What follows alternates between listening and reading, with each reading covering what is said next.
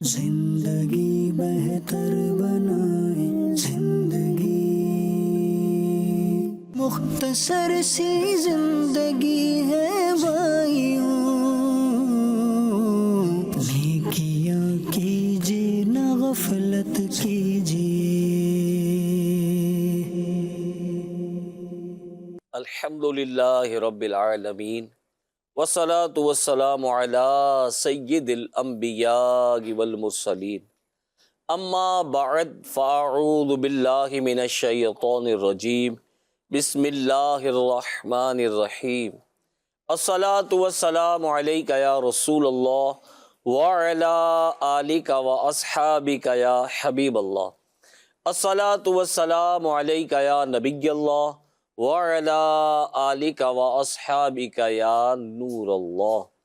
بزرگوں کے مدنی چینل کے ناظرین، بزرگوں کے مدنی چینل میں آپ کو خوش آمدید کہتے ہیں۔ الحمدللہ ہم ایک بار پھر بزرگوں کے مدنی چینل کا خوبصورت پروگرام زندگی بہتر بنائیں لے کر آپ کی خدمت میں حاضر ہو چکے ہیں۔ الحمدللہ بزرگوں کے مدنی چینل کے ناظرین، ہم مسلمان ہیں اور ہمارا پیارا پیارا دین دین اسلام ہے، اور دین اسلام دین فطرت ہے، اور یہ اتنا پیارا ہمارا دین اسلام ہے کہ زندگی کے ہر موڑ پر ہماری رہنمائی کرتا ہے۔ اپنی ذات ہو، اپنا گھر ہو، اپنے پڑوسی ہوں، اپنے رشتہ دار ہوں، دوست احباب یا عام مسلمان ہوں، یہاں تک کہ جانوروں تک کا احساس دین اسلام سکھاتا ہے اور بے حسی سے دور رہنے کا ہمیں درس دیتا ہے۔ یاد رکھیے بزرگوں کے مدنی چینل کے ناظرین، جب انسان کی ایسی حالت ہو جائے کہ اس پر حالات اور کیفیات اثر انداز نہ ہو، اسے کسی بھوکے کی بھوک کا احساس نہ ہو، کسی تنگ دست کی تنگ دستی کا احساس نہ ہو، کسی کمزور کی کمزوری کا احساس نہ ہو، کسی بیمار کی بیماری کا احساس نہ ہو، کسی بڑی عمر والے کی بڑی عمر کا احساس نہ ہو، اسی طرح والدین کا کہ بڑھاپے کا احساس نہ ہو، رشتہ داروں کی رشتہ داری کا احساس نہ ہو، بیوی بچوں کا احساس نہ ہو، جو کام کرتے ہیں اس کام کے دوران ذمہ داری پوری کرنے کا احساس نہ ہو، اولاد کے بگڑنے کا احساس نہ ہو، آس پاس کیا ہو رہا ہے اس کا احساس نہ ہو۔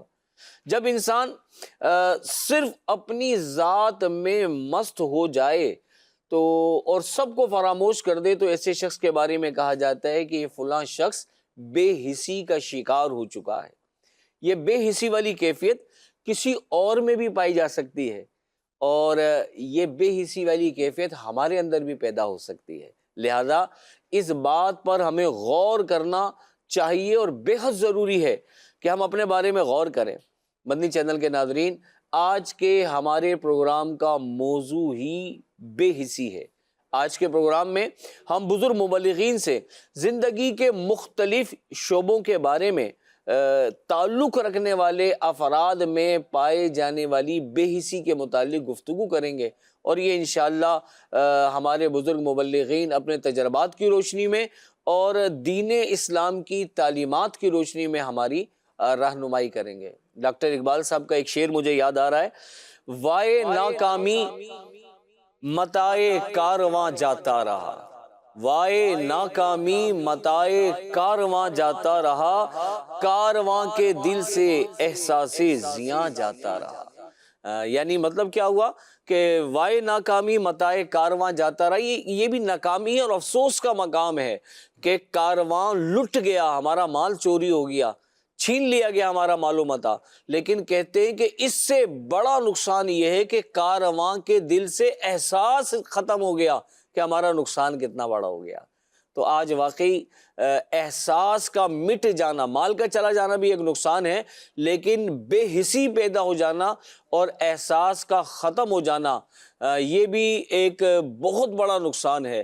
اور آج بزرگوں کے مدنی چینل کے ناظرین، ہمارا معاشرہ اس کیفیت سے دو چار ہے۔ احساس ختم ہوتا جا رہا ہے، نہ پڑوسیوں کا احساس ہے، نہ گھر والوں کا احساس ہے، نہ بیوی بچوں کا احساس ہے، نہ جو کام کر رہے ہیں اس کی کوئی ذمہ داری سے کرنے کا احساس ہے۔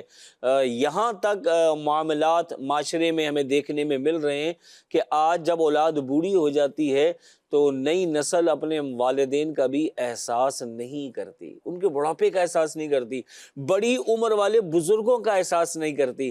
تو یہ جو احساس مٹتا جا رہا ہے نا، یہ بہت بڑا نقصان ہے، اور ہمیں اپنے بارے میں دوسروں کے عیب تو نظر بڑی جلدی آ جاتے ہیں انسان کو، اپنا محاسبہ کرنا اور اپنے بارے میں غور و خوض کرنا یہ بے حد ضروری ہے۔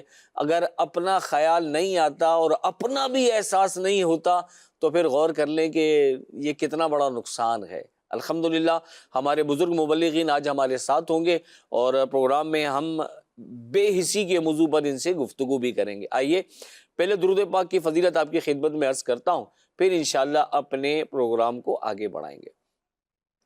اللہ پاک کے پیارے نبی محمد عربی صلی اللہ علیہ وآلہ وسلم کا فرمان عافیت نشان ہے، اے لوگو، بے شک بروز قیامت اس کی دہشتوں اور حساب کتاب میں جلد نجات پا جانے والا وہ شخص ہوگا جس نے تم میں مجھ پر کثرت سے دنیا میں درود پاک پڑھے ہوں گے۔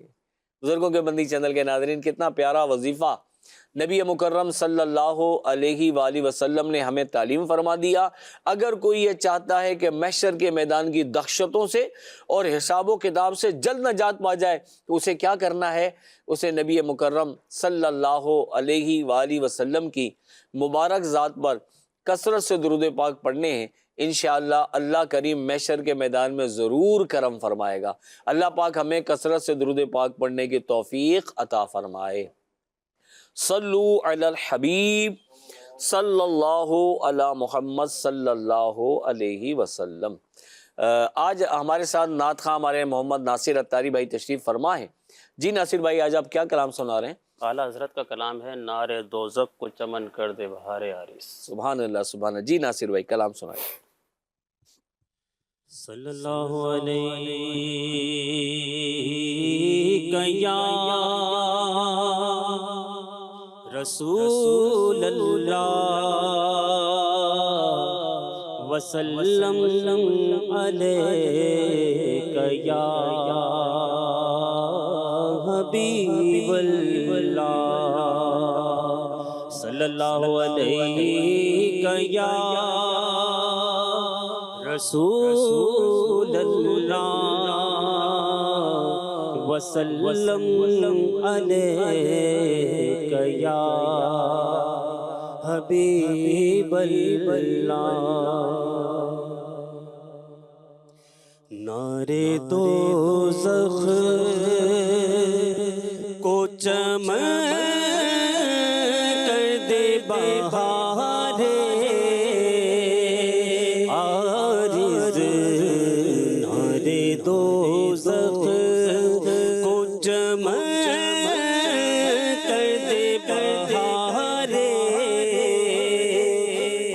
عارض، ظلمت حشر کو دل کر دینا ہارے عارض، ظلمت حشر کو دل کر دینا ہارے عارض، نار دوزخ میں تو کیا چیز ہوں، خود صاحب قرآن کوشا، میں تو کیا چیز، میں تو کیا چیز ہوں، خود صاحب قرآن کوشا، مصحف سے پسند آئی بہار لاکھ مصحف سے پسند آئی بہار عارض نار دوزخ جیسے قرآن ہے ورد اس اول محبوبی کا جیسے قرآن ہے ورد اس اول محبوبی کا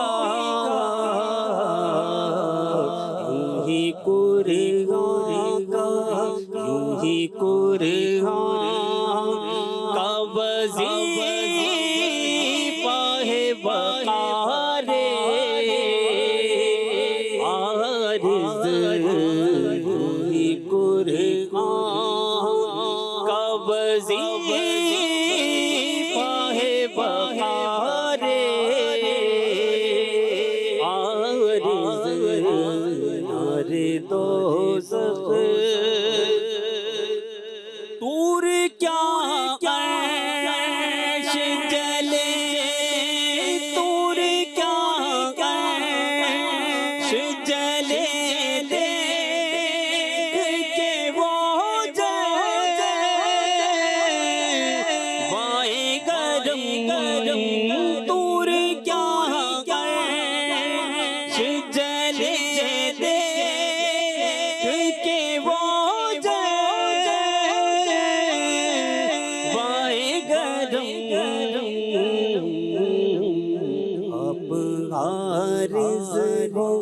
آپ عارض ہو مگر آئینہ دار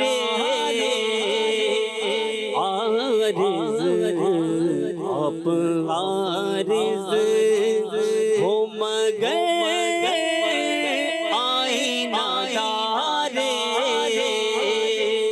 عارض نار دوزخ حق نے بخشا ہے کرم نظر گدایا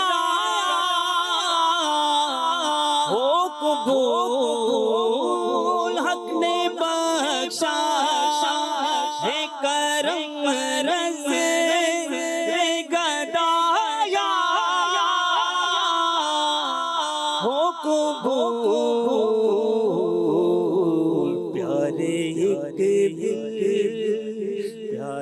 ایک دل ہے وہ کرتے ہیں نثار عارض پیارے ایک دل ہے وہ کرتے ہیں نثار عارض نار دوزخ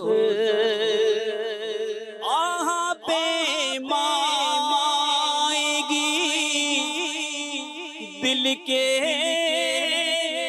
رضا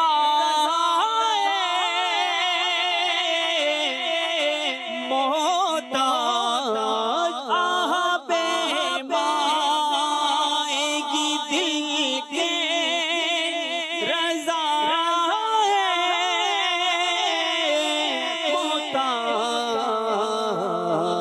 محتاج لے کے ایک جان چلا لے کے ایک جان چلا بہر نثار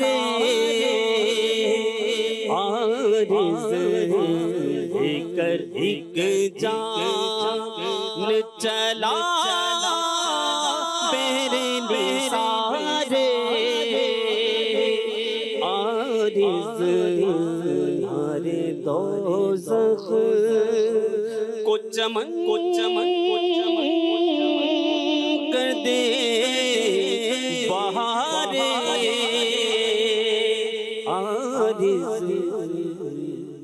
سبحان اللہ سبحان اللہ سبحان اللہ۔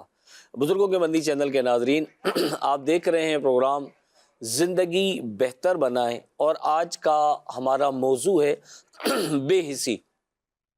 آج کا موضوع بہت اہم ہے، اور آج انشاءاللہ ہم بزرگ مبلغین سے معاشرے کے مختلف افراد کے بارے میں گفتگو کریں گے، اور جو بے حسی آج ہمارے معاشرے میں پائی جا رہی ہے اس پر ڈسکس کریں گے، اور بہت ساری مفید باتیں ہمیں سیکھنے کو ملیں گی اور سمجھنے کو بھی ملیں گی۔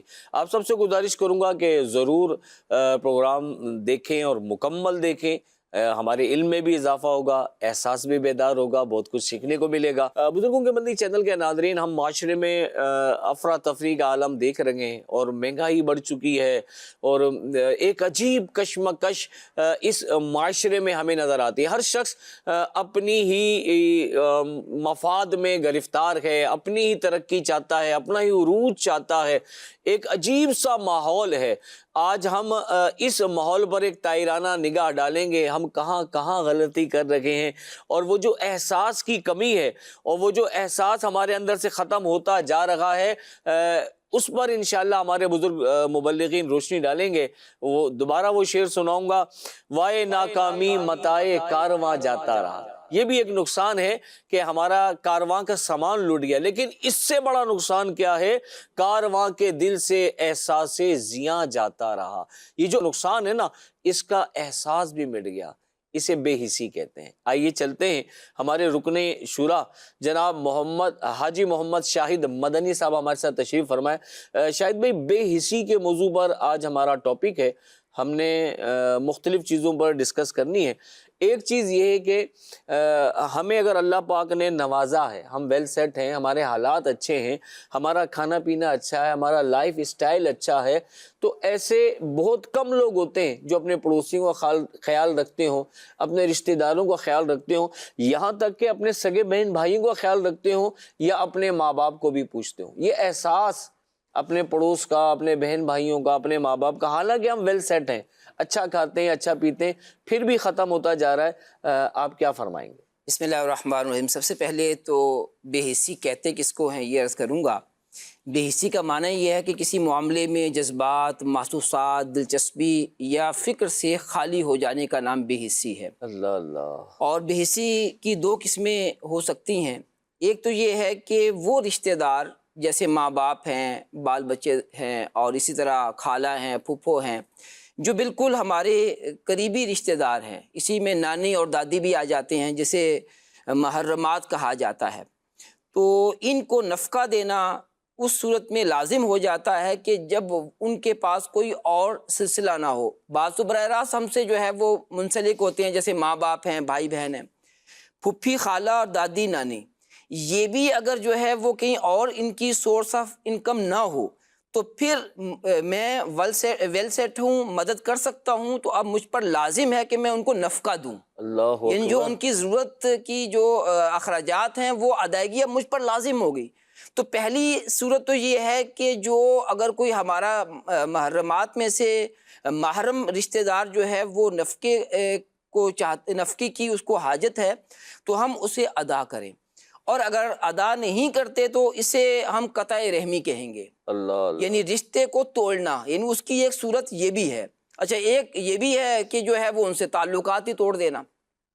اچھا، ایک جو بھی حصی ہے وہ عام معاشرے کے اعتبار سے ہے کہ نفقہ تو ہم پر لازم نہیں ہے، لیکن اگر کوئی بھوکا ہے اور ہم دیکھ رہے ہیں کہ یہ بھوکا ہے، کمزور ہے، غریب ہے، محتاج ہے، تو اب اس کا احساس کرنا اور اس کی مدد کرنا، یہ جو ہے وہ ہمیں چاہیے، یہ اخلاقی طور پر ہم پر لازم ہے، ایک انسان ہونے کے ناطے، ایک مسلمان ہونے کے ناطے۔ اور آپ نے ہمسائے کی بات کی، ایک ہمسائے ہونے کے ناطے جو ہے وہ اب ہمیں اس کی مدد کرنی چاہیے۔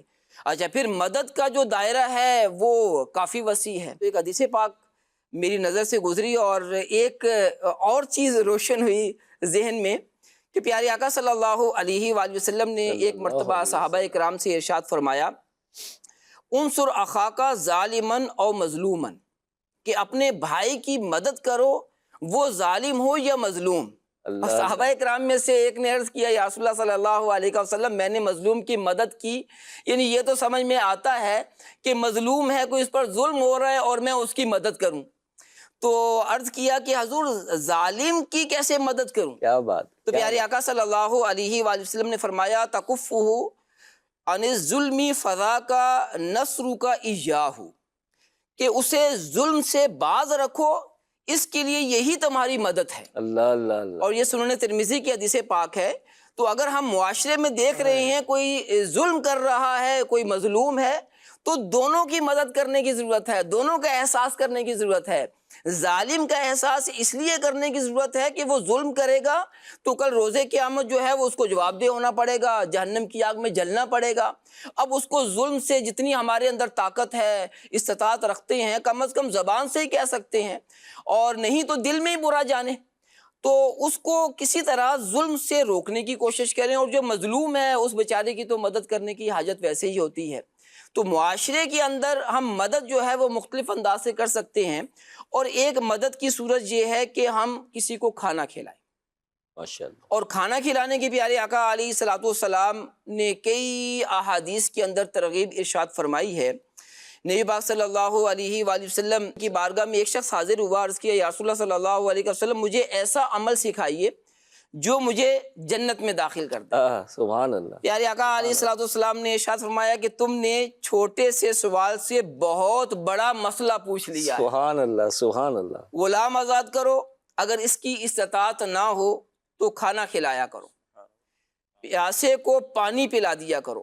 اسی طرح ایک اور روایت میں ہے کہ پیارے آقا علیہ الصلوۃ والسلام نے ارشاد فرمایا کہ رحمان کی عبادت کرو، بھوکوں کو کھانا کھلاؤ، اور سلام کو عام کرو، سلامتی کے ساتھ جنت میں داخل ہو جاؤ. سبحان اللہ. اسی طرح پیارے آقا صلی اللہ علیہ وآلہ وسلم ارشاد فرماتے ہیں کہ جو مسلمان کسی مسلمان کو بھوک میں کھانا کھلائے تو اللہ پاک اسے بروز قیامت جنت کے پھل کھلائے. سبحان اللہ سبحان اللہ. تو جو لوگ خود پیٹ بھر کر کھاتے ہیں تو انہیں چاہیے کہ وہ اپنے معاشرے پر بھی ایک نظر دوڑائیں، جو بھوکے ہیں ان کو کھانا کھلائیں، اور جو ہمسایہ ہے اس کو تو کھانا کھلانا ہی چاہیے. کہ اس کے بارے میں پیارے آقا علیہ الصلوۃ والسلام نے کی ایک حدیث پر خاص طور پر ہمسائے کے بارے میں بھی ہے. اللہ اللہ. پیارے آقا علیہ الصلوۃ والسلام میں ارشاد فرماتے ہیں کہ جس کا اپنا پیٹ بھرا ہوا ہو اور اس کا پڑوسی بھوکا ہو وہ کامل ایمان والا نہیں ہو سکتا. اللہ اللہ اللہ. تو یعنی ایمان کی تکمیل اس وقت ہو سکتی ہے کہ جب ہم اپنے ہمسائے کا بھی احساس کریں. وہ بھوکا ہے تو اسے کھانا کھلائیں. تو لہٰذا ہمیں یہ کھانا کھلانے والا کام ضرور کرنا چاہیے. کھانا کھلانے کے تو اور بھی بہت سارے فوائد ہیں. کھانا کھلانا ایک احساس کرنے کی ایک قسم ہے. تو اللہ پاک ہمیں اس نیک عمل کو کرنے کی توفیق عطا فرمائے. اچھا شاہد بھائی کیا کریں گے، ہمارے اس سے اتنے اچھے تعلقات ہی نہیں ہیں. اب وہ مطلب آئے دن کچھ نہ کچھ مانگتا رہتا ہے، کچھ سوال کرتا رہتا ہے. اب ہم اس کو دیتے رہیں گے بار بار تو اس کی عادت خراب ہو جائے گی. کیا کرنا چاہیے؟ دیکھیے اگر وہ ضرورت مند ہے اور وہ ہم سے سوال کرتا ہے پھر تو اس کا سوال پورا ہی کرنا چاہیے. البتہ ساتھ اس کی ایک مدد یہ بھی ہے کہ ہم اس کو خود داری کی تلقین بھی کریں کہ اگر وہ خود اپنا سلسلہ جو ہے خود اپنے طور پر افورڈ کر سکتا ہے تو پھر یقیناً اسے خود کرنا چاہیے. مجھے ایک اسلامی بھائی سے ملاقات ہوئی اور اس نے مجھ سے اسی طرح نا بات کی کہ وہ میں ضرورت مند ہوں تو میری ضرورت پوری کریں. تو میں نے اس کا ذہن بنایا کہ آپ جاب کر رہے ہیں اس کے ساتھ کوئی آپ چھوٹا سا کاروبار بھی شروع کر لیں. تو پھر میں نے اسے کہا کہ ذرا غور کریں کہ کیا کاروبار کر سکتے ہو. تو اس نے پھر مجھے بتایا کہ یہ کاروبار ہو سکتا ہے اور الحمدللہ عز و جل اس کے بعد اس نے وہ چھوٹا سا کاروبار شروع کیا. سبحان اللہ. اور اس کے بعد پھر کبھی وہ مجھ سے یوں نہیں آیا کہ مجھے رقم کی ضرورت ہے.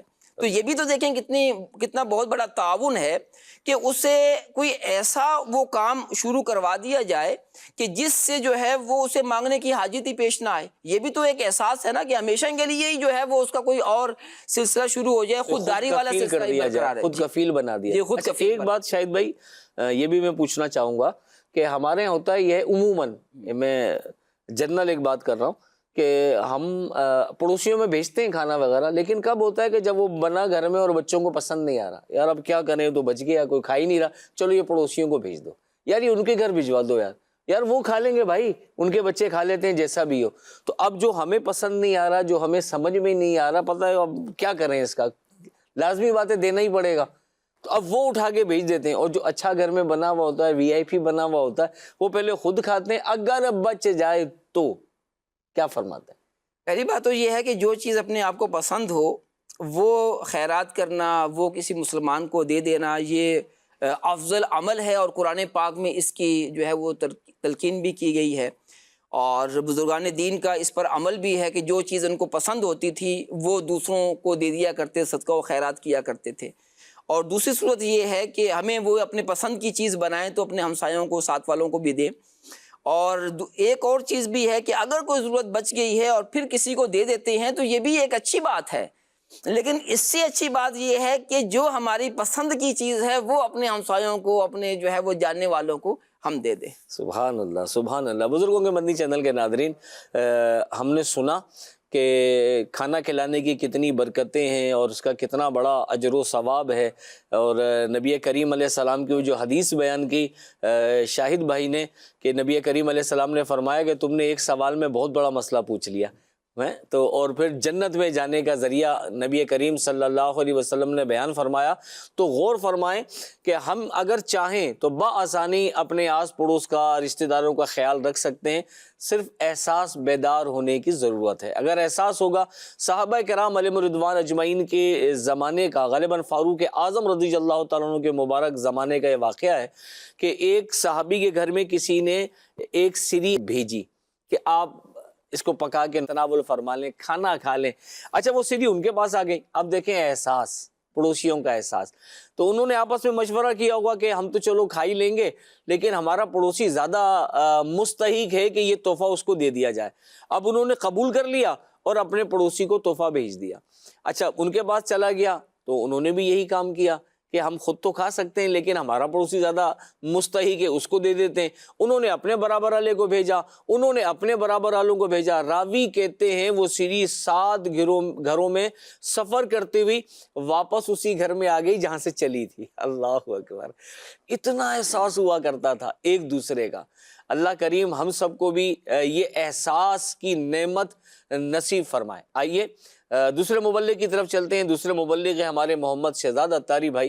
اب میں آپ سے جس موضوع پہ گفتگو کرنا چاہ رہا ہوں وہ بالکل ڈیفرنٹ ہے، مختلف ہے. وہ یہ ہے کہ آج ہمارے معاشرے میں چونکہ مسائل زدہ معاشرہ ہے ہمارا، اور کاروباری حالات، غریب طبقہ جو ہے وہ پستا چلا جا رہا ہے. تو بعض بیچارے ایسے ہوتے ہیں جن کی سورس آف انکم بہت کم ہوتی ہے اور آمدنی کم ہوتی ہے اور اخراجات زیادہ ہوتے ہیں، کرائے کا مکان ہے، دیگر مسائل ہیں، تو انہیں پیسوں کی نیڈ اکثر پڑتی رہتی ہے.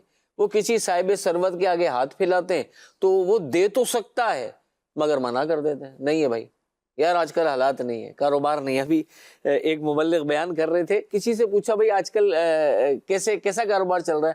بولا نہیں یار کاروبار نہیں ہے یار، پچھلے 5 سال سے کاروبار نہیں ہے. اور اسی 5 سال میں وہ پہلے لکھت آباد میں رہتے تھے، اب ڈیفنس میں شفٹ ہو گئے. پہلے ان کا 120 گز کا گھر تھا، 500 گز کا گھر بھی لے لیا انہوں نے، اور ماشاءاللہ گاڑیاں بھی بڑی ہو گئی، سب کچھ ویل سیٹ ہوتا جا رہا ہے، لیکن کاروبار نہیں ہے.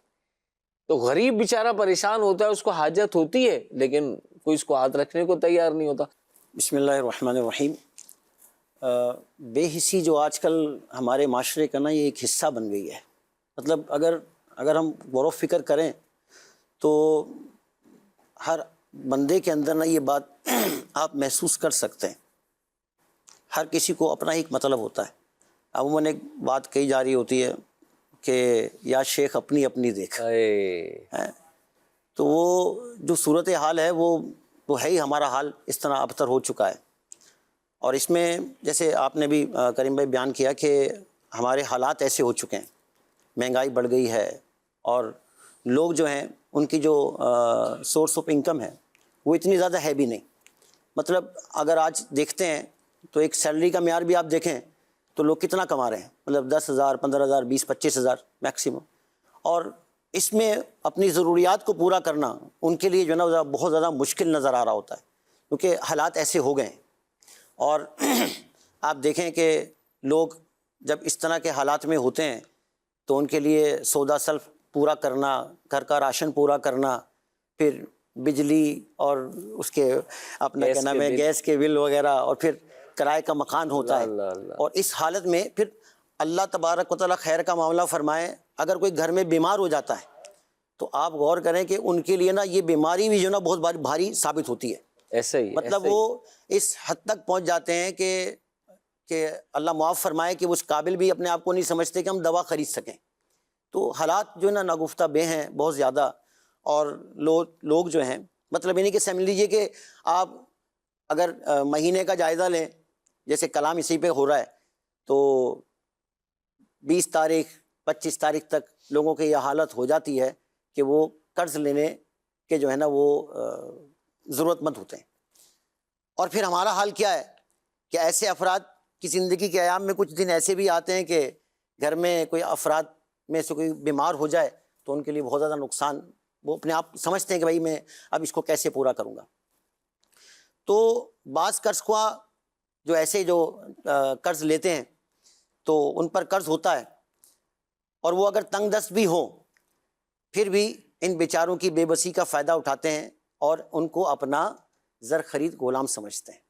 مطلب یہ حالات ہمارے معاشرے کا ایک حصہ بن چکے ہیں۔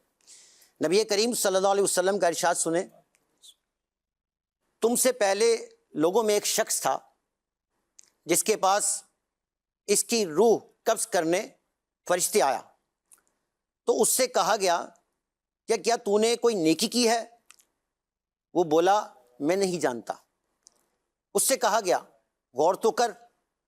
اس نے کہا اس کے سوا اور کچھ نہیں جانتا کہ میں دنیا میں لوگوں سے تجارت کرتا تھا اور ان پر تقاضا کرتا تھا، تو امیر کو مہلت دے دیتا تھا اور غریب کو معاف کر دیتا تھا، بس اللہ پاک نے اسے جنت میں داخل فرما دیا۔ سبحان اللہ سبحان اللہ سبحان اللہ۔ دیکھیے کتنا پیارا عمل ہے۔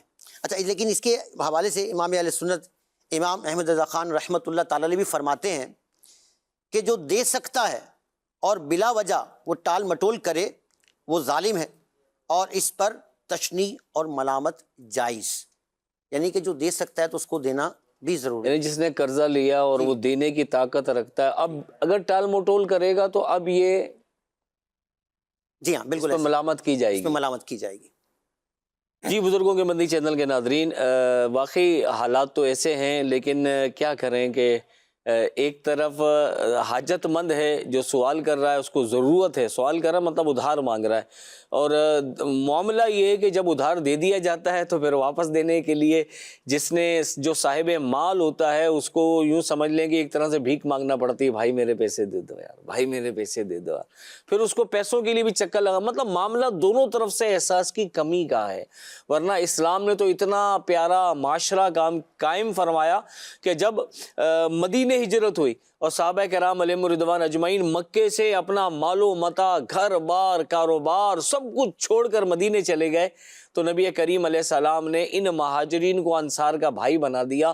تو تاریخ گواہ ہے کہ کیسے کیسے واقعات رونما ہوئے کہ صحابہ کرام نے اپنا مال اپنے بھائی کو، جو کہ نبی کریم علیہ السلام نے مواخات قائم کی ہے، بھائی بنایا ہے، اپنا آدھا مال ان بھائیوں کو دینے کے لیے تیار ہو گئے۔ کیا قربانی ہے! اسلام کیسا احساس بیدار کرتا ہے، اور صحابہ کرام علیہم رضوان اجمعین تو اس کے عملی نمونہ تھے۔ اور آج ایک اگر سگے بھائی کو بھی حاجت ہو تو سگا بھائی اپنے بھائی کی مدد کرنے کے لیے تیار فی زمانہ نظر نہیں آتا۔ اصل وجہ ہے احساس کی کمی، اور یہ صرف گھر کی بات نہیں، ہم اگر پوری معاشرے پہ نگاہ ڈالیں تو بہت سارے ایسے چیزیں، نظارے ہمیں نظر آتے ہیں کہ یار یہاں بھی یہی حال ہے، ارے اس فیلڈ میں بھی یہی حال ہے، ارے اس فیلڈ میں بھی یہی حال ہے۔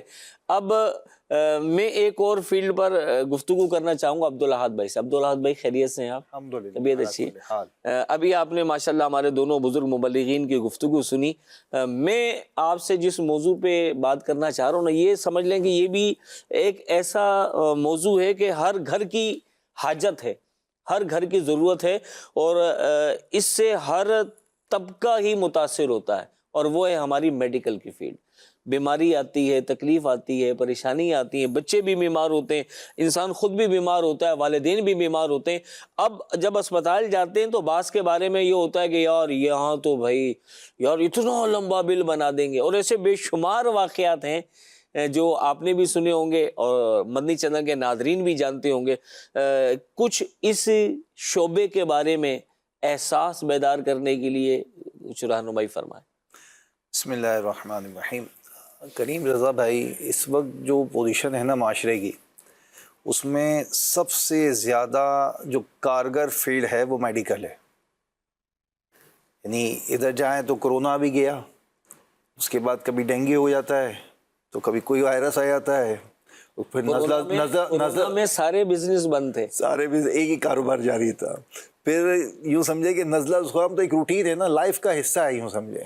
اور پھر اس میں ایک اور لائف کا جو مین فیکٹر جسے ہم کہیں گے، جو ہر گھر کی ضرورت بھی ہے سمجھے، کہ وہ کیا ہے کہ گھر میں خواتین ہیں، اور پھر بچے کی ولادت کا جب وقت آتا ہے، ڈیلیوری کیس ہوتے ہیں، اللہ اکبر، یعنی ایسے ایسے معاملات دیکھے گئے ہیں کہ چونکہ اتنا بڑا ہاسپٹل ہے نا، تو وہ یہ سمجھتے ہیں کہ وہ سارا کچھ انہی لوگوں سے لینا ہے، وہ تنخواہیں بھی انہی سے نکالنی ہے، تو سارے انسٹرومنٹ کا خرچہ بھی انہی سے نکالنا ہے، تو اپنا میڈیکل اسٹور ہے تو وہ بھی اسی سے چلانا ہے، تو اپنا لیب ہے وہ بھی اسی سے چلانا ہے۔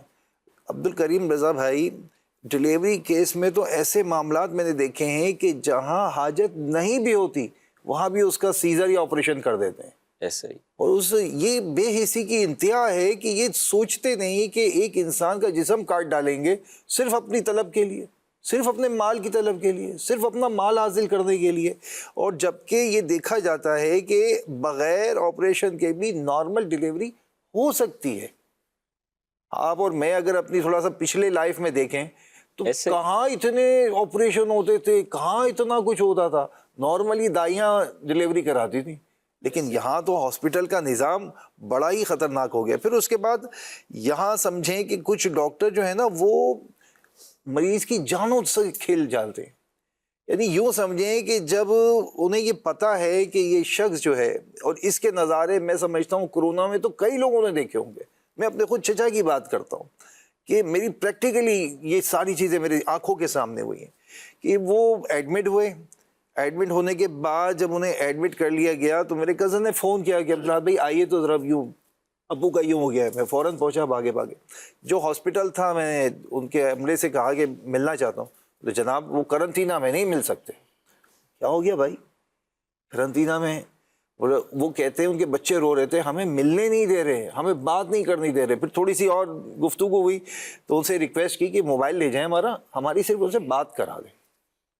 آپ بے اسی کا عالم دیکھیں، وہ اس کے لیے بھی تیار نہیں ہے۔ بہرحال کسی اور سورس سے جب موبائل پہ بات کرائی گئی، آپ یقین کریں عبدالکریم بھائی، وہ سامنے سے رو رہے تھے، وہ رو رہے تھے اور کہہ رہے تھے مجھے یہاں سے نکالو، مجھے یہاں سے لے جاؤ، میں پھنس گیا ہوں۔ اللہ اللہ، یعنی بے حسی کا انداز میں بتا رہا ہوں آپ کو کہ کتنی بے حسی ہو گئی تھی لوگوں کے اندر کہ وہ اس بات کا احساس نہیں کر رہے۔ اچھا، وہ اپنی طرف یہ دلیلیں دیتے تھے دوسرے کو لگ جائے گا، اس کو ہو جائے گا، اس کو ہو جائے گا، جبکہ آپ اگر کسی کو تھوڑا سا ریلیکس کر دیں، سامنے والے کو اگر میٹنگ کرا دیں، جو ایس او پیز ہیں اس کے مطابق عمل کر کے کرا دیں، تو آپ بتائیں اس کو کتنا ریلیکس فیل ہوگا، اس کی لائف کتنی آسان ہو جائے گی۔ پھر بعض ادویات تو ایسا کاروبار بنا رکھا ہے کہ ڈاکٹر یہاں پرسکرپشن لکھ کر دیتا ہے کہ جائیے میڈیکل سے لے آئیے۔ اب وہ گیا میڈیکل پہ، اس کمپنی نے دوسری کمپنی کی دوائی لے آیا، تو بولا آپ یہ کیوں لائے؟ یہ دوا اچھی نہیں ہے، کمپنی صحیح نہیں ہے۔ کیوں؟ کیونکہ اس ڈاکٹر کی سیٹنگ ہے نا اس کمپنی والوں سے، کمیشن آ رہا ہے نا۔ اور اب آپ غور کیجئے، اسی طریقے سے لیبارٹری ہے، لیب ہے۔ اب وہ میری بچی کے ساتھ ہوا، آپ کو اور کسی کی تو کیا بات بتاؤں، بچی بیمار ہو گئی میری۔ اب وہ میں نے بیٹے سے کہا کہ بیٹا لے کے پہنچو، میں آ رہا ہوں پیچھے۔ اب وہ لے کے ہاسپٹل پہنچا ہی تھا تو انہوں نے لٹایا اس کو۔ میں نے ان کو کہہ بھی دیا تھا کہ یہ والی ڈرپ لگا دو اس کو، مجھے جو فیلنگ ہے اپنے بچوں کا پتہ ہی ہوتا ہے آدمی کو نارملی۔ تو اس نے بہرحال وہ ڈرپ تو لگائی، ساتھ میں میرے پہنچنے سے پہلے اس نے 3 جو ہے نا انجیکشن بھر کے وہ سیمپل نکال لیے لیبارٹری ٹیسٹ کے لیے۔ اچھا، میں پہنچا تو میں نے بولا یہ کیا لگایا ہے، کیوں؟ تو ڈاکٹر کہتا ہے وہ ان کو ہم نے کیا نام ہے لیبارٹری ٹیسٹ کرنا ہے۔ میں نے بولا کس چیز کا ٹیسٹ کرنا ہے؟ نارمل اس کی جو پوزیشن ہے مجھے پتا ہے، میری بچی ہے، آپ نے یہ ٹیسٹ کے لیے 3 سریجیں بھر کے نکال دیں۔ وہ کہتا ہے سر وہ تو ہم نے بچے سے پوچھا تھا۔ میں نے بولا بچے سے پوچھا تھا یار، تھوڑا ویٹ تو کر دے۔ تو بولا سر اب اس کا کیا کریں؟ میں نے بولا اس کو ضائع کر دیں۔ بولا ضائع کر دیں؟ یعنی اس کی کیفیت میں بتا رہا ہوں، اس کو سامنے سے شاکنگ، اس کی شاکنگ تھی کہ یار میں ان سے کہہ رہا ہوں ہاں ضائع کر دیں۔ ٹیسٹ نہیں کرنا میرے، بالکل نہیں کرنا، ضرورت ہی نہیں ہے. یعنی آپ یقین کریں کہ ایک چھوٹے سے کام کے لیے نے بچے کے ساتھ بیٹی کو بھیجا کہ جا کے اس کو ذرا وہ کر دے، تو ڈاکٹر نے اس کا یہ حل کیا. یہ اپنا تجربہ میں نے آپ کو اس لیے بتایا ہے کہ ایک عوام سے تو ہم سنتے ہی رہتے ہیں بہت ساری چیزیں، پرسنل لائف میں انسان کو بہت ساری چیزیں جو ہے نا وہ دیکھنے کو ملتی ہے. تو عام طور سے کوشش کریں، خاص طور پہ جو وہ ڈاکٹر حضرات ہیں. اور امیر سنت تو بڑی پیاری تربیت کرتے رہتے ہیں کہ آپ اپنے کلینک پہ تو ایسا نظام رکھیں کہ سید زیادہ آ جائے، ہو سکے تو اس کو تو ڈسکاؤنٹ ہی دے دیں. اور پھر امیر سنت فرماتے ہیں کہ جو بیچارہ آیا ہے بڑی مشکل سے زندگی گزار رہا ہے، جیسے بھائی نے بتایا کہ آج کل تنخواہ 25,000 تو کچھ اہمیت ہی نہیں رکھتی، گھر کا کرایہ ہی ہوتا ہے 25,000 روپے. اگر 1,000 کا نوٹ لے کے دودھ دہی انڈے وغیرہ لینے بندہ نکلے تو وہ یہی ختم ہو جاتا ہے، ناشتے میں پورا ہو جاتا ہے، وہ ناشتے میں پورا ہو جاتا ہے. آپ ذرا غور کریں کہ ایسے حالات میں اگر ڈاکٹر جو ہے وہ اپنے چھری کاٹے لے کر بیٹھا ہوا ہوگا، اور چونکہ میڈیکل کی فیلڈ سے مجھے بولنا ہے، انہی کے متعلق بولنا ہے تو وہی بول رہا ہوں، اور ڈاکٹر اس بات کا احساس کرے خاص طور پر. اچھا ڈاکٹر بہت اچھے بھی ہیں، اور امیر سنت کی تربیت یافتہ ایسے ڈاکٹر بھی ہیں جنہوں نے، بعض ڈاکٹروں نے تو لکھ کر بھی لگایا ہوا ہے کہ سیدوں کے لیے یہ فیسلٹی ہے، اچھا غریبوں کے لیے یہ ڈسکاؤنٹ موجود ہے. اور پھر یہاں میں ایک حدیث پاک بخاری شریف کی ہے، بڑی پیاری حدیث پاک ہے. پیارے آقا صلی اللہ تعالیٰ علیہ وسلم نے ارشاد فرمایا کہ تم میں سے کوئی بھی اس وقت تک مومن نہیں ہو سکتا جب تک اپنے بھائی کے لیے وہی چیز پسند نہ کرے جو اپنے لیے کرتا ہے. اب یہ ڈاکٹر حضرات جو بھی ہیں ان سے پوچھا جائے کہ اگر آپ کے ساتھ اللہ نہ کرے ایسا ہو، آپ کے بیٹے کے ساتھ، آپ کی بیٹی کے ساتھ ایسا ہو، اور سامنے کوئی اسی طرح کا معاملہ کر رہا ہو، آپ فیل کریں گے؟ آپ کو اچھا لگے گا؟ نہیں لگے گا نا. تو اسی طریقے سے ہر معاملے میں اور آپ بھی غور کریں کہ جہاں بے حسی کا معاملہ آ گیا، جہاں یہ سوچ ختم ہو گئی کہ یار میں بس میرا پیٹ بھرنا چاہیے، میری تجوری بھرنی چاہیے، میرا کام پورا ہونا چاہیے، دوسرا کل مرتا ہے تو آج مر جائے، میرے کلینک کا خرچہ پورا ہونا چاہیے، ایسا نہیں ہونا چاہیے. آپ یقین کریں کہ اگر آپ اچھے انسان بننا چاہتے ہیں نا، اچھے مسلمان بننا چاہتے ہیں، فرما دیا نا کہ کامل مومن وہی ہے جو اپنے بھائی کے لیے وہ پسند کرے جو اپنے لیے پسند کرتا ہے. تو میں اور آپ غور کریں کہ ہم اپنے بھائیوں کے لیے کیسا کردار اختیار کرتے ہیں. اور اصلی حقیقت خیر خواہی ہے یہی کہ انسان کو اپنا، شاہد بھائی اگر مجھے کسی چیز کی حاجت ہے اور میں سمجھتا ہوں کہ یار مجھے واقعی میں حاجت ہے، اور یہی حاجت میرے پڑوسی کو بھی ہے، میرے کسی عزیز کو بھی ہے، میرے کسی رشتہ دار کو بھی ہے، تو مجھے تو اس بات پر اپنے آپ کو راضی کرنا چاہیے کہ یار میں تھوڑا صبر کر لوں، میں تھوڑا سا اپنے اس میں دائرے میں کمی کر لوں، اور کچھ ان کی مدد کے لیے آگے بڑھ جاؤں. اور جیسے رشتہ داروں کے بارے میں آپ نے فرمایا، آپ یقین کریں کہ معاشرہ اس قدر عجیب ہو گیا ہے کہ چلے مدنی چینل کے ناظرین بھی اور یہاں جتنے ہمارے حاضرین ہیں، ہم آپس میں ایک دوسرے سے ایک سوال جنریٹ کر لیتے ہیں، جواب دینے کی حاجت نہیں لیکن خالی جنریٹ کر لیتے ہیں کہ کتنا عرصہ ہوا اپنی پھوپھی سے نہیں ملے، کتنا عرصہ ہوا اپنی خالہ سے نہیں ملے، اچھا کتنا عرصہ ہوا اپنے چچا کی خیریت دریافت نہیں کی، آپ کا کتنا عرصہ ہوا کہ آپ نے اپنے ماموں کی خیریت نہیں پوچھی، کتنا عرصہ ہوا اگر والدین الگ رہتے ہیں تو والدین کی بارگاہ میں حاضری نہیں دی، اللہ اللہ، کتنا عرصہ ہوا کہ بیٹا اگر گھر سے الگ ہو گیا ہے تو باپ نے اپنے بیٹے کی خیر خواہی کی، اس کی خبر گیری کی کہ میرے بیٹے کا حال کیا ہے، کتنا عرصہ ہوا بیٹی کو بیاہ کر بھیج دیا ہے، اس کے بارے میں کچھ پوچھ گچھ کی، کوئی پوچھا، داماد بیمار پڑا ہے، بہو بیمار پڑی ہے، کیا اس کا احساس کیا؟ میں اور آپ سب غور کر لیں، یہ ہمارے اطراف کے لوگ ہیں، اگر ان کا احساس ہم نہیں کریں گے تو کون کرے گا؟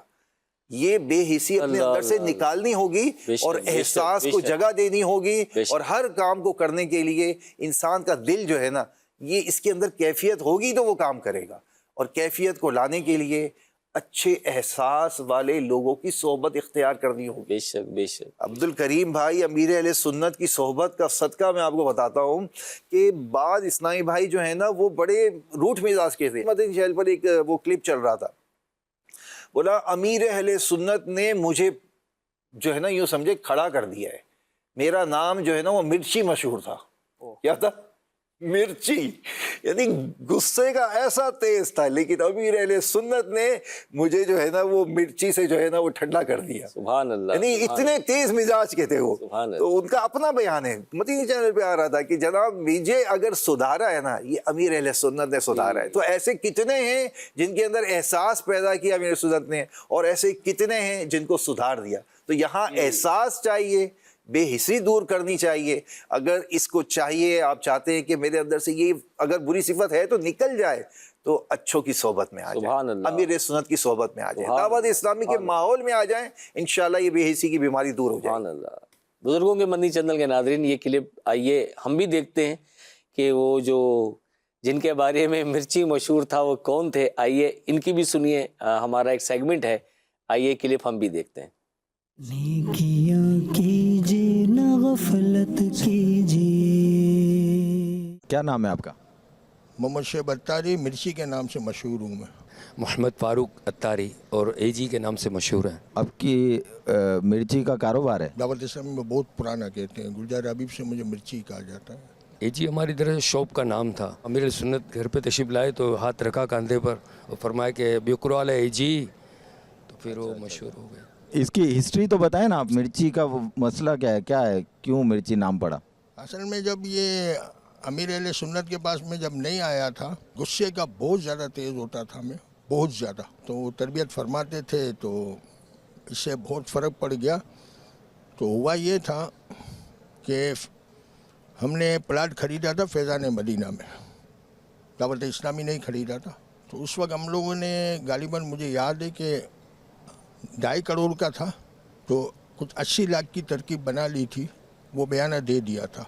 सैयद अब्दुल कादिर शाह साहब और अमीर अहले सुन्नत, उन वक्त हज़रत साहब कहा जाता था उनको, तो ये शहीद मस्जिद के उजरे में बैठे और बोला हमने 80 लाख ये तो दिए, अब चंदे की क्या तरकीब करें। तो बापू शरीफ ने बोला कि है ना शेब जैसे अपने पास जवान है, वो अपना वक्त दे देंगे। तो ये बैकग्राउंड इसी तरह है। उसके बाद हुआ ये कि मेरी दुपट्टे की दुकान थी रंशो लाइन में, तो उसके लिए मैं ना जो रोज़ाना मगरिब से पहले अपनी दुकान बंद कर देता था दुपट्टे की, और मगरिब में मुझे बापू शरीफ के पास पहुंचना होता था। तो उस वक्त हुआ ये कि एक ज़िम्मेदार आए, उन्होंने इतनी बड़ी लिस्ट दे दी। तो उसमें लिस्ट दी ना, तो मैंने बोला इस लिस्ट में है ना, जो आप खाली लिस्टें दे रहे हैं, हमें लिस्ट नहीं चाहिए, हमें पैसे चाहिए। हम लोग इतने परेशान हैं, हमें पैसे चाहिए। तो वो ज़्यादा उलझे तो बापू शरीफ ने उस वक्त कहा देखो इसको मत छेड़ो, ये बहुत टाइट लड़का था, अब दावत इस्लामी में आ गया है, वो थोड़ा बेहतर हो गया है, मगर इतना बेहतर नहीं हुआ है, ये मिर्ची है, मिर्ची तेज आदमी है। हाँ, तो उसके बाद से मेरा नाम मिर्ची पड़ गया। मैं कहता हूँ कि मुझे है ना जो पूरा संवारा, बिल्कुल सुधारा, मेरे शेख तरीक़त अमीर अहले सुन्नत नहीं सुधारा। क्योंकि मैं माहौल में आने के बाद भी कोई मिल गया, उस वक्त तो इस्लामी भाई की इस तरह नहीं थी, तो हमारे भाई मिले, वो कोई टेढ़ी बात कर दे तो मैंने 1-2 को थप्पड़ भी मार दी थी। अच्छा, मिर्ची लकब होने की वजह से मारा था? बस ये दिमाग उस वक्त था ऐसा। आपने माफ़ी मांगी जिनको थप्पड़ मारे थे आप? हाँ, वो तो मांगनी क्या थी, मेरे को तो मेरे अमीर अहले सुन्नत के पास पेशी हो जाती थी और उस वक्त मैं कांप जाता था। बोला आपने क्यों मारा, जाके उससे माफ़ी मांगो। तो बोला उससे भी मांगूंगा, आपसे भी मांगूंगा, आप मेरे को संवार दो, मेरी आदत निकाल दो, मैं भी इससे बेजार हूँ, मैं माशाल्लाह मजहबी काम में आ गया हूँ। तो अमीर अहले सुन्नत मुस्कुराए, कुछ भी नहीं बोला। मैं समझता हूँ कि मेरी शख्सियत में बहुत ज़्यादा फ़र्क है, बहुत ज़्यादा फ़र्क। शहीद मस्जिद में अमीर अहले सुन्नत इमामत करते थे, तो मैं और एक इस्लामी भाई हैं अमीन भाई, हम दोनों हैदराबाद से आए। फिर अमीर अहले सुन्नत जहाँ नयाबाद में इनका घर था ना, वहाँ तशरीफ़ ले जा रहे थे, तो हम भी साथ थे। फिर एक कोने पे रुक गए, फिर खुद ही फरमाया कि मेरे पास घड़ी एक है और आप 2 जाने हो, क्या करें। फिर फरमाया चलो अपन पुकम की पुकाई करते हैं। पुगम पुगाई? हाँ, तो अमीर अहले सुन्नत ने पुगम पुगाई की? हाँ, तो हज़रत अमीर अहले सुन्नत भी थे। हाँ, यूँ। अच्छा, अमीर अहले सुन्नत भी थे, अमीन भाई भी थे और मैं भी था। अच्छा, इसमें रूल ये कि जिसका हाथ जैसा होगा ना, तो तीसरा जो फरीक होगा ना, अगर उसका हाथ यूँ होगा तो वो जीत जाए। 2 का एक जैसा हो, तीसरे का अलग होता, वो जीतता है ना। तो अल्हम्दुलिल्लाह मेरे हाथ ने पीर साहब की नकल करी, उस भाई ने यूँ रखा तो घड़ी उसको मिल गई। अच्छा, फिर हम जाने लगे तो खुद ही आवाज़ लगाए, फारूक भाई इधर आओ, आपका दिल टूट गया होगा, है ना, उस्सासियत। फिर चलो मेरे घर, ऊपर लेके मैं बाहर खड़ा रहा। तो अब पीर साहब देखो, सादगी देखो, आखिर में आया बोला ये एक मिठाई का डब्बा रखा, ये आप ले जाओ। फिर मिठाई का डब्बा दिया, अल्हम्दुलिल्लाह रब्बिल आलमीन। हर 3 महीने के बाद हमारे घर में अमीर अहले सुन्नत की इफ्तारी की दावत होती थी, और एक दफ़ा महफिल नात भी हुई थी सारी रात के लिए। वालिद साहब तो जानते थे, वालिद साहब की उम्र हो गई थी, तो वालिद साहब ने मेरी गैर मौजूदगी में पूछा, तो પછી वासे से आवाज़ આવી, साहब मिर्ची, तो फ़ौरन ओळखी विया। अमीर अहले सुन्नत जी तरफ से भी मुस्कुराहट अच्छी हुई ने अल्हम्दुलिल्लाह मुलाकात थी हुई ना अमीर अहले सुन्नत से, तो काफ़ी अरसे बाद मुझा नसीब, काफ़ी अरसे बाद जो तड़प हुई मुझी, मुझे अमीर अहले सुन्नत में से गले मिलिया। समझी लो एड़ी ईद मुझी ज़िंदगी में नहीं है कि हाँ अमीर अहले सुन्नत से गले मिलिया। नेकियां कीजिए न गफलत कीजिए। सुभान अल्लाह, सुभान अल्लाह, सुभान अल्लाह। शेख तरीक़त अमीर अहले सुन्नत की शफ़क़तें, आपका एहसास देखें कितना इस्लामी भाइयों का एहसास फरमाते हैं शेख तरीक़त अमीर अहले सुन्नत। क्या फरमाते हैं शाहिद भाई, कैसी दिलजोई फरमाते हैं? जी माशाल्लाह, अमीर अहले सुन्नत के अंदर बहुत सारी खसूसियात हैं, इसमें से एक अहम खसूसियत दिलजोई भी है। अल्लाह अल्लाह, बेशक।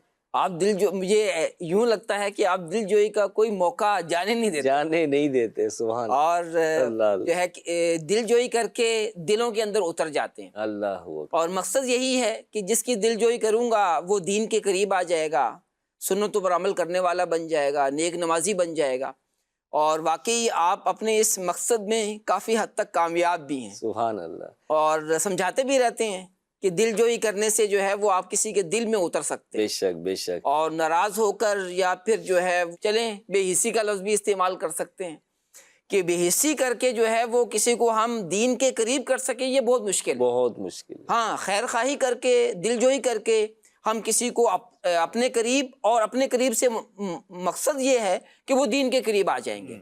तो हर मुबल्लिग को चाहिए कि वो अगर दीन का काम एक अच्छी सतह पर करना चाहता है तो फिर उसको बेहिसी छोड़कर खैर खाही और मोहब्बत, प्यार, इसको बढ़ाना होगा। रब की रहमत से फिर दीन का काम भी जो है वो बढ़ता चला जाएगा। कुछ कॉल हैं हमारे साथ, आइए सुनते हैं जी। कॉल दीजिए। मेरा सवाल आपकी बारगाह में है कि बेहिसी और लापरवाही में क्या फ़र्क है? जी अब्दुल अहद भाई।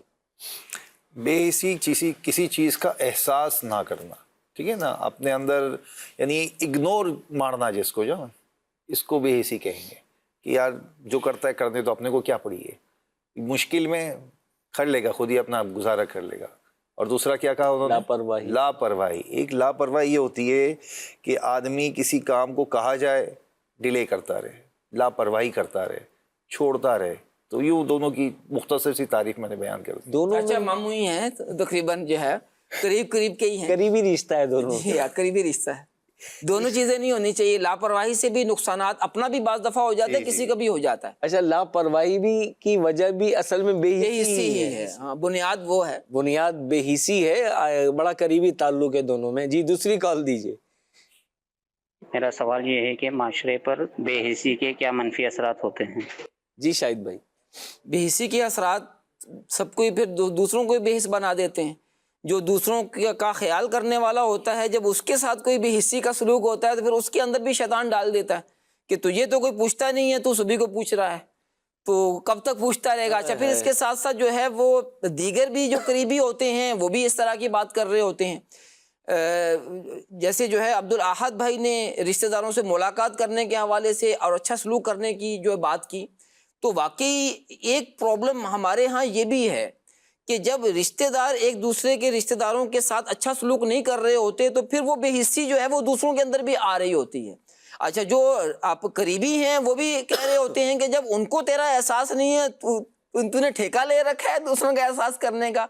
हालांकि ये बात दुरुस्त नहीं है कि कोई अगर बुरा कर रहा है तो अगर हम भी बुरे हो जाएंगे तो फिर उसमें और हम में फ़र्क क्या रह जाएगा। तो इसलिए जो है अगर कोई इस तरह करता भी है तो करना नहीं चाहिए, लेकिन बहरहाल असरात तो मुरतब होते ही है ना। कि अगर कोई 100% जो है वो मदद करने वाला होता है, उसके साथ जब बेहिस्सी की जाती है फिर वो कुछ ना कुछ जो है उसके अंदर कमी वाक़ई हो जाती है, तो फिर जो है आहिस्ता आहिस्ता ये बेहिस्सी आम होती चली जाती है।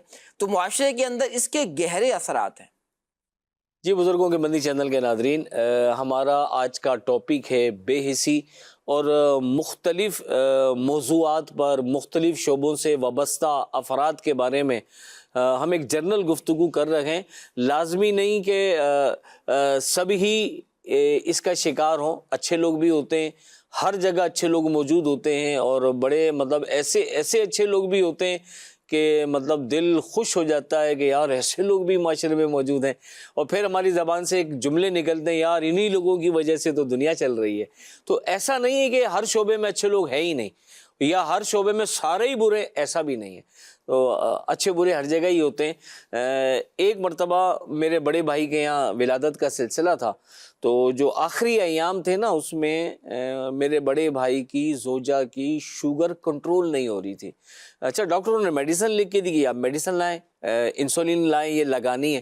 اب یقین مانے وہ لے کر آئے اور انسولین لگا دی، شوگر میں کوئی بھی فرق نہیں پڑا۔ بڑے پریشان ہوئے ڈاکٹر، یار انسولین تو لگا دی ہے، پھر کیوں نہیں فرق پڑ رہا؟ تو ڈاکٹر نے بولا آپ نے کہاں سے لی ہے؟ بھائی نے بتایا جی فلاں میڈیکل سے لے کر آؤ۔ آپ نے کہا نہیں یہاں سے نہیں یار، ایسا کرو آپ فلاں جگہ سے جاؤ، وہاں سے لے کر آؤ۔ بھائی وہاں چلے گئے، وہاں سے پھر وہ دوائی دوبارہ پرچیز کی، دوبارہ لے کر آئے، اسپتال میں دی، دوبارہ لگائی گئی، کچھ دیر میں شوگر کنٹرول ہو گئی۔ تو پوچھا بھائی پہلے کیوں نہیں اثر کر رہی تھی؟ تو انہوں نے کہا جی یہ دوائی پہلے جو آپ لائے تھے نا، وہ 2 نمبر دوائی تھی، وہ ملاوٹ والی دوائی تھی، اس لیے وہ کام ہی نہیں کر رہی تھی۔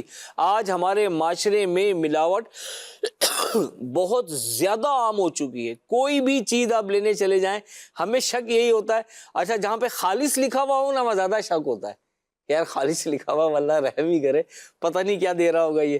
تو ہمارے جس دور میں ہم نے آنکھ کھولی، ہم جی رہے ہیں، ہم رہ رہے ہیں، یہاں ملاوٹ والا مال بہت زیادہ عام ہے۔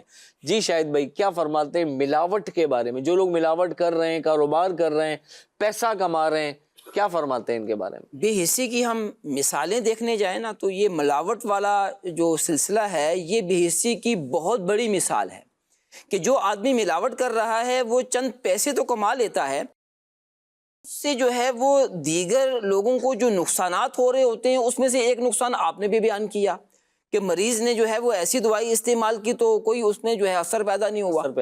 تو اسی طرح جو ہے وہ کھانے پینے کی چیزوں میں بھی لوگ ملاوٹ کرتے ہیں، اور دودھ میں تو ملاوٹ کرنا ویسے ہی عام ہوا ہے، اور یہ ایسا ہے کہ رات میں نا جو ہمارے ہاں بجلی چلی گئی تو دودھ تھا، تو گھر والوں نے کہا کہ دودھ کہیں خراب نہ ہو جائے، آپ دودھ پی لیں۔ اب میں دودھ پی رہا ہوں، میں کہہ رہا ہوں پتہ نہیں یہ خالص بھی ہے کہ نہیں۔ تو بس ایسی ہی کیفیت ہوتی چلی جا رہی ہے۔ حالانکہ پیارے آقا علیہ الصلوۃ والسلام نے بالخصوص دودھ کے بارے میں ارشاد فرمایا ہے، فرمایا کہ بیچنے کے لیے جو دودھ ہے اس میں پانی نہ ملاؤ۔ ایسی زبردست جو ہے وہ رہنمائی کی۔ اور امام غزالی رحمۃ اللہ علیہ نے اور حضرت عبد الرحمن ابن جوزی رحمۃ اللہ علیہ نے ایک واقعہ بھی نقل کیا کہ ایک شخص تھا جس کی گائے تھی، وہ گائے کے دودھ کے اندر پانی ملایا کرتا تھا۔ یہ سلسلہ جو ہے وہ چلتا رہا۔ ایک مرتبہ ایسے ہوا کہ سیلاب آ گیا، پانی بہت زیادہ آ گیا اور اس کی گائے کو بہا کر لے گیا۔ اس شخص کا جو بیٹا تھا وہ بڑا دانا تھا، وہ کہنے لگا ابا جان آپ جو پانی دودھ میں ملایا کرتے تھے نا، وہ پانی جمع ہوتا رہا اور وہ آپ کی گائے کو ہی بہا کر لے گیا۔ تو یہ جو ہم جو ہے وہ سوچ رہے ہوتے ہیں، ہمارے معاشرے کے اندر جو ہے وہ اپنے مال کو بڑھانے کے لیے اس طرح کی ملاوٹ کا سلسلہ کرتے ہیں، تو پھر بعض دفعہ ان کو خود بھی نقصان پہنچ رہا ہوتا ہے۔ اور حقیقت میں بات تو یہی ہے کہ جو ہمارے بھائی کو نقصان پہنچ رہا ہے وہ ہم ہی پہنچ رہے ہیں نا۔ اور کھانے پینے کی چیزوں کے اندر ملاوٹ کرنا یہ تو کیسی افسوس کی بات ہے۔ اور ایسی خبریں بھی آتی رہتی ہیں، جیسے ابھی ایک خبر جو ہے میرے سامنے ہے کہ گجرانوالہ میں 24 اقسام کے مضر صحت کیمیکلز کے امیزے سے تیار کیے جانے والے جعلی دودھ کی فروخت کا انکشاف ہوا۔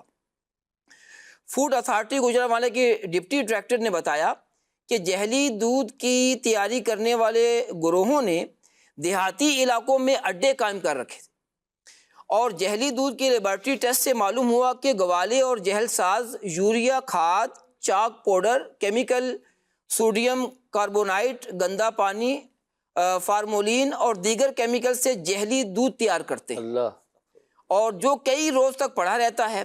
جعلی دودھ کو محفوظ رکھنے، بدبو سے بچانے کے لیے سوڈیم کاربونائٹ اور دیگر چیزیں جو ہے وہ ملائی جاتی ہیں، اور حتیٰ کہ صابن کا استعمال بھی کیا جاتا ہے۔ جبکہ طویل عرصہ محفوظ رکھنے کے لیے فارمولین ڈالا جاتا ہے۔ تو یہ دیکھیں کیسی عجیب عجیب باتیں ہیں کہ جب ہم یہ کھانے پینے کی چیزوں کے اندر ایسا کریں گے تو کتنا بڑا نقصان ہوگا۔ بچے دودھ پیتے ہیں، عام طور پر جو ہے بچوں کے لیے دودھ استعمال ہوتا ہے، تو ہمارے بچوں کو ہی اگر یہ ملاوٹ والا دودھ ملے گا تو ان کی پرورش کیسے ہوگی؟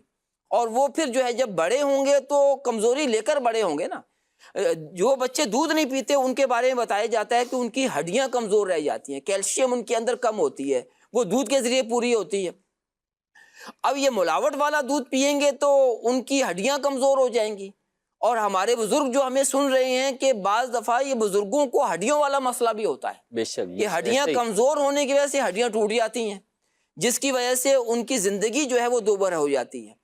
تو ان لوگوں کی زندگیوں سے یہ چند یہ سکے کمانے کے لیے لوگ جو ہے وہ چیزوں کے اندر ملاوٹ کر رہے ہوتے ہیں، تو یہ بے حسی کی بہت بڑی مثال ہے۔ اللہ پاک ہمیں جو ہے وہ اس سے بچائے۔ آمین آمین آمین۔ جی بزرگوں کے بندی چینل کے ناظرین، آپ نے سنا کہ دودھ کے بارے میں کافی تفصیلی گفتگو ہوئی۔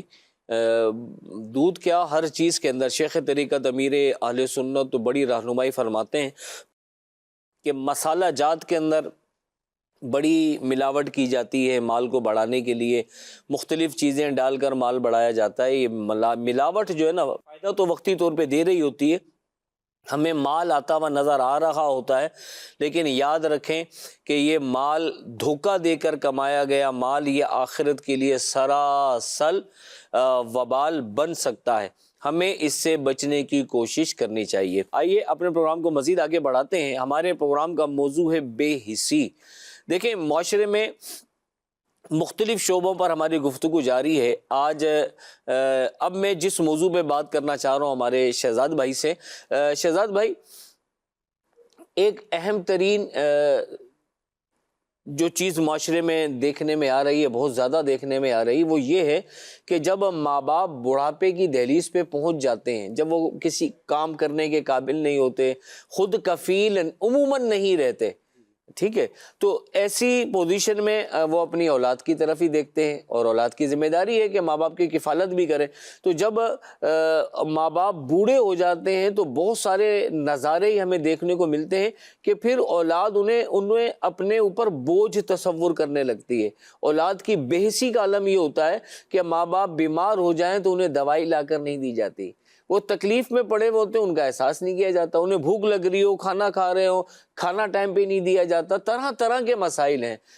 آپ اس بارے میں کیا فرماتے ہیں؟ کریم بھائی، جس طرح بے حسی پر ہم گفتگو کر رہے ہیں، مطلب یہ احساس جو ماں باپ کے لیے ہونا چاہیے وہ بھی ختم ہوتا نظر آ رہا ہے۔ مطلب اولاد جو ہے وہ ویسی علم دین سے دوری ہے، اور ماں باپ کے حوالے سے جو فضائل احادیث مبارکہ میں بیان کیے گئے ہیں اس طرف لوگوں کی توجہ بھی نہیں ہے، اور ہمارے حالات ایسے ہو گئے ہیں کہ ماں باپ کی نافرمانی اس حد تک بڑھ چکی ہے کہ ماں باپ سے ملاقات، جس طرح ابھی عبدالاحد بھائی نے بیان فرمایا تھا کہ اگر ماں باپ الگ رہتے ہیں تو ان سے کم ملاقات ہوئی، ان کے پاس جا کر ان سے جو ہے ان کے حوالے سے کہ اگر بیمار ہیں، پریشان ہیں یا کسی تکلیف میں، اس حوالے سے کبھی جا کے ہم نے ان سے بات چیت بھی کی یا نہیں کی۔ مطلب ایک احساس جو ہمارے اندر جو ہونا چاہیے۔ امیر السنت نے نیکی کی دعوت جو ہماری کتاب ہے اس میں ایک واقعہ تحریر فرمایا تھا۔ ایک شخص کی ماں سخت بیمار ہو گئی اور بستر موت پہ پہنچ گئی، اس کے باوجود اس کا نالائق بیٹا جو تھا وہ اس کی بے حسی کا اندازہ لگائیں، اس نے ایسا مظاہرہ کیا کہ اس کے ساتھ بدتمیزی کی اور اپنی ماں کو اسی حال میں تنا چھوڑ دیا۔ اب وہ غریب اسی حالت میں جو ہے وہ ماں اس کی انتقال کر گئی۔ کریم بھائی وقت گزرتا گیا نا، وقت گزرتا گیا، 30 سال بعد اسی لڑکے کے ساتھ کیا معاملہ ہوا، اس کو دست کی بیماری لگ گئی اللہ، اور وہ نہایت کمزور ہو گیا۔ ہاتھوں کا کیا یوں آڑے آیا اس کے، یہ سمجھ لیجئے کہ جو اس نے کیا تھا وہی اس کے سامنے آیا، اور کہتا سنا گیا کہ میرے 3 بیٹے ہیں مگر میری بالکل پرواہ نہیں کرتے، میں کئی روز سے بیمار پڑا ہوں مگر ایک بار بھی مجھ سے ملنے کے لیے نہیں آئے۔ آپ اندازہ لگائیے ہوا کیا، آخر کار کہ وہ اپنی ماں کی طرح رات کو اکیلا مر گیا، صبح محلے والوں نے دیکھا کہ اکیلی لاش پر چیونٹیاں اکٹھی ہو چکی تھیں استغفر اللہ، اور اس کو کاٹ رہی تھیں۔ استغفر اللہ۔ دل دکھانا چھوڑ دیں ماں باپ کا، دل دکھانا چھوڑ دیں ماں باپ کا، ورنہ ہے اس میں خسارہ آپ کا۔ تو مدنی چینل کے ناظرین، ہمارے بزرگ مدنی چینل کے ناظرین، مطلب اس پہ ہم غور و فکر کریں کہ ہمارا حال کیا ہے۔ دنیا مکافت عمل ہے، یعنی جیسا کریں گے ویسے ہی ہمارے سامنے بھی آئے گا۔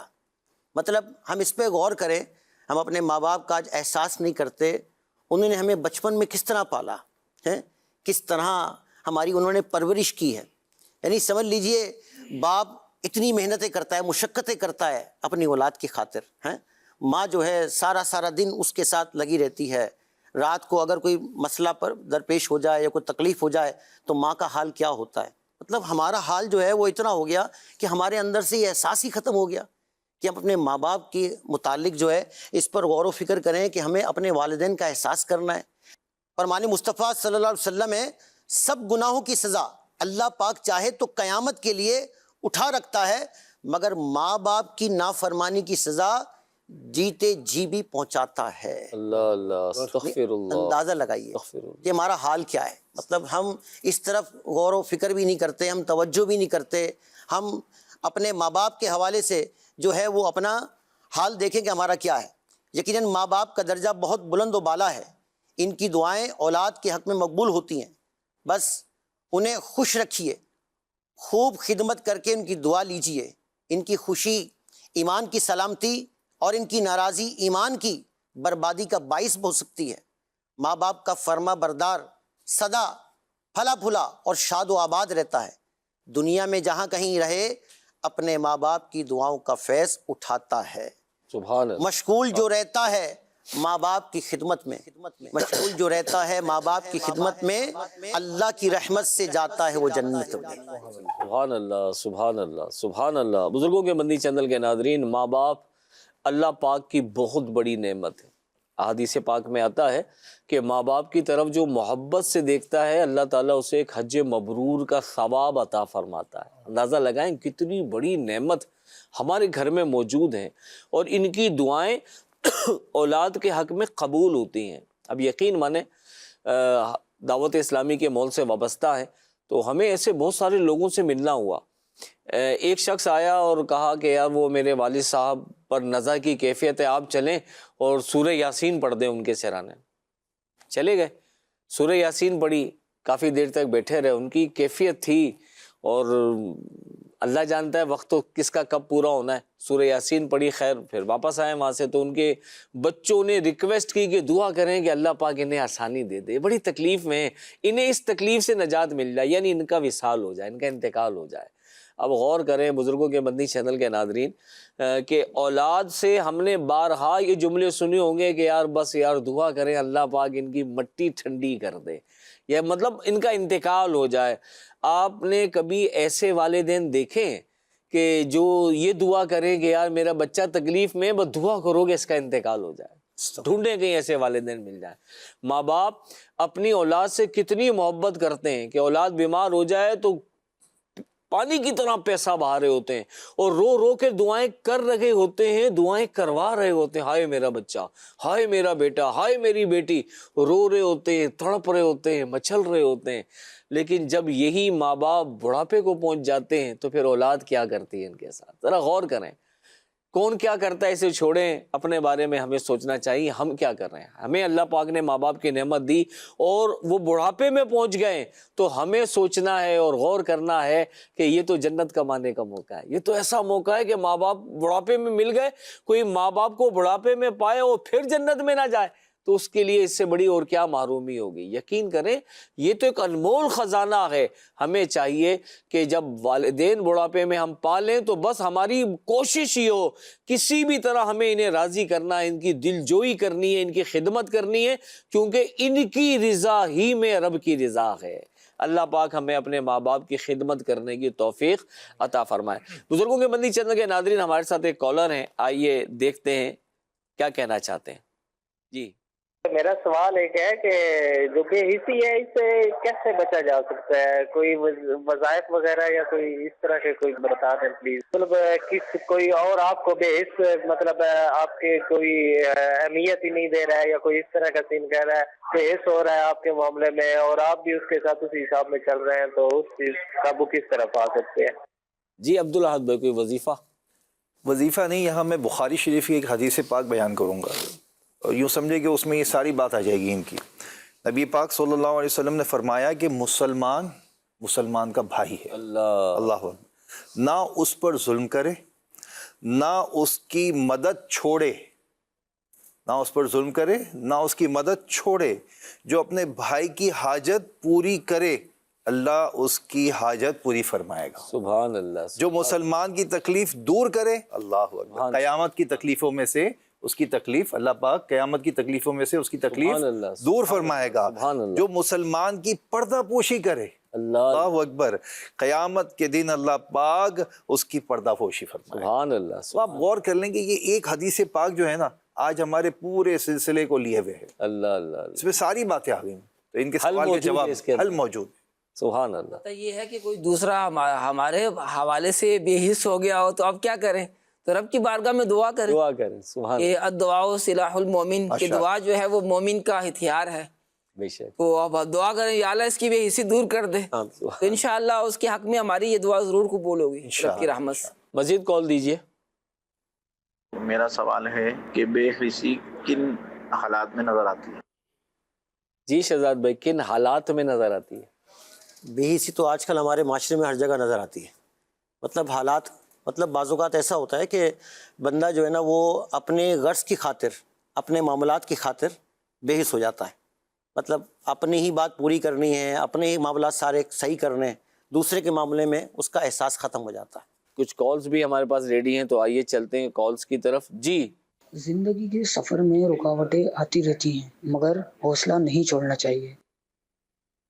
جی زندگی کے سفر میں رکاوٹیں آتی رہتی ہیں، حوصلہ نہیں چھوڑنا چاہیے. کیا فرماتے ہیں؟ بالکل آگے بڑھنا چاہیے، ہمت کرنی چاہیے، اسی میں کامیابی ہے. بالکل اسی میں کامیابی. سبحان اللہ. سبحان اللہ. جی عبدالاحد بھائی آخر میں آپ سے بھی ایک سوال کرنا چاہوں گا.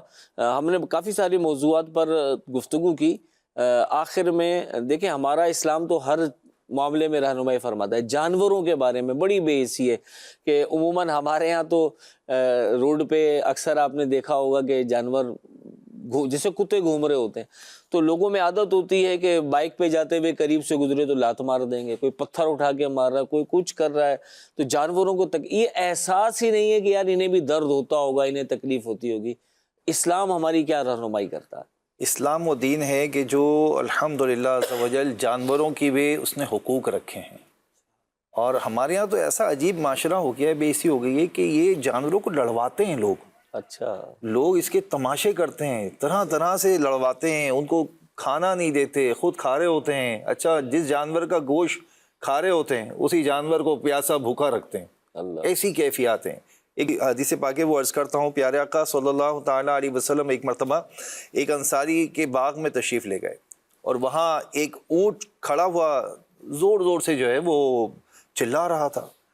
جب آپ نے اس کو دیکھا تو ایک دم بلبلانے لگا اور اس کی آنکھوں سے آنسو جاری ہو گئے. اونٹ کی آنکھوں سے آنسو جاری ہو گئے. آپ صلی اللہ علیہ وسلم نے قریب جا کر اس کے سر اور کن پٹی پر اپنا دست شفقت پھیرا. اللہ اللہ اللہ. یعنی جانوروں کے ساتھ بھی کیسا سلوک ہے وہ ہمارے آقا صلی اللہ علیہ وسلم ہمیں سکھا رہے ہیں. سبحان اللہ. تو وہ تسلی پا کر، اب اس کو تسلی ہوئی، تسلی پا کر وہ خاموش ہو گیا. پھر آقا صلی اللہ علیہ وسلم نے لوگوں سے دریافت فرمایا کہ یہ اونٹ کا مالک کون ہے. لوگوں نے ایک انصاری کا نام بتایا. آپ صلی اللہ علیہ وسلم نے فوراً اس کو بلوایا اور فرمایا اللہ پاک نے ان جانوروں کو تمہارے قبضے میں دے کر ان کو تمہارا محکوم بنا دیا ہے. یعنی یوں سمجھیں کہ یہ بھی تمہاری رعایا ہے نا. میں حدیثی شرح بیان نہیں کر رہا، میں ایسے بیان کر رہا ہوں. اور لہٰذا تم لوگوں پر لازم ہے کہ تم ان جانوروں پر رحم کیا کرو. تمہارے اس اونٹ نے مجھ سے تمہاری شکایت کی ہے. یعنی اس اونٹ نے سرکار صلی اللہ علیہ وسلم سے شکایت کی ہے کہ تم اس کو بھوکا رکھتے ہو اور اس کی طاقت سے زیادہ اس سے کام لے کر اس کو تکلیف دیتے. اللہ اللہ اللہ. آپ غور تو کیجئے کہ جانور کے ساتھ بھی کیسا سلوک کرنا ہے، یہ پیارے آقا صلی اللہ علیہ وسلم پریکٹیکلی ہمیں بتا چکے. اور ایک اور بڑی پیاری روایت ہے، ہمارے بزرگان دین جانوروں کا اس قدر احساس کرتے کہ ایک دن حضرت سیدنا امیر المومنین عمر فاروق اعظم رضی اللہ تعالیٰ عنہ اپنے زخمی اونٹ کا زخم جو ہے وہ دھو رہے تھے، اس میں مصروف تھے، اور ساتھ ہی ساتھ یہ فرما رہے تھے کہ میں ڈرتا ہوں کہ کہیں قیامت میں مجھ سے اس زخم کے بارے میں پرسش نہ ہو.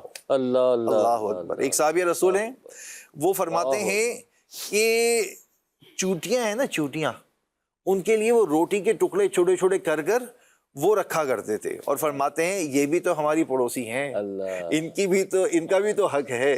یعنی یہاں یہ معاملہ. اور میں آپ کو ایک اور واقعہ اپنی پریکٹیکل اس کا بتاتا ہوں. فجر کے بعد ہم لوگ نارملی آتے ہیں نا، تو ایک مکان سے ہم آ رہے تھے، تو میں نے دیکھا وہ دودھ والے کی دکان کے باہر جو ہے نا، اس نے ایک شخص نے بن لیا. میں بڑا غور سے دیکھ رہا تھا، یہ زندگی میں پہلی مرتبہ دیکھا تھا.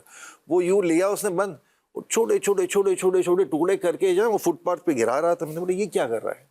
اب وہ دیکھا نا چھوٹے چھوٹے چھوٹے چھوٹے ٹکڑے. اب وہ چلا گیا گرا کہ تھوڑی دیر کے بعد کبوتر آئے اڑتے ہوئے، ادھر سے کوے آئے، وہ سب نے اس کو چننا شروع کیا. مجھے تو یہ بڑا اچھا عمل لگا اس کا، یار دیکھو اس نے صبح صبح سب کو ناشتہ کروایا ہے. تو یوں ایک احساس جو ہے نا، یہ وہی بات آ گئی کہ جب انسان کے اندر احساس ہوگا تو پھر وہ ہر ایک کا احساس کرے گا، پرندوں کا بھی احساس کرے گا، جانوروں کا بھی احساس کرے گا، اور مسلمانوں کو تو احساس کرنا ہی ہے نا. سبحان اللہ سبحان اللہ. جی بزرگوں کے مدنی چینل کے ناظرین، آپ نے آج احساس کے موضوع پر گفتگو سنی. بے حسی کا ذکر ہوا. احساس ایک اچھی نعمت ہے اور بے حسی بہت بری چیز ہے. ہمیں اپنا محاسبہ کرنا ہے، اچھی چیز کو اپنانا ہے، بری چیز کو چھوڑنا ہے. اللہ پاک ہمیں عمل کی توفیق عطا فرمائے. ناصر بھائی آخر میں کوئی اشعار، 2 شعر اعلیٰ حضرت کے سنا دیں یا امیر اہل سنت کے. وہ کمال حسن حضور ہے کہ گمان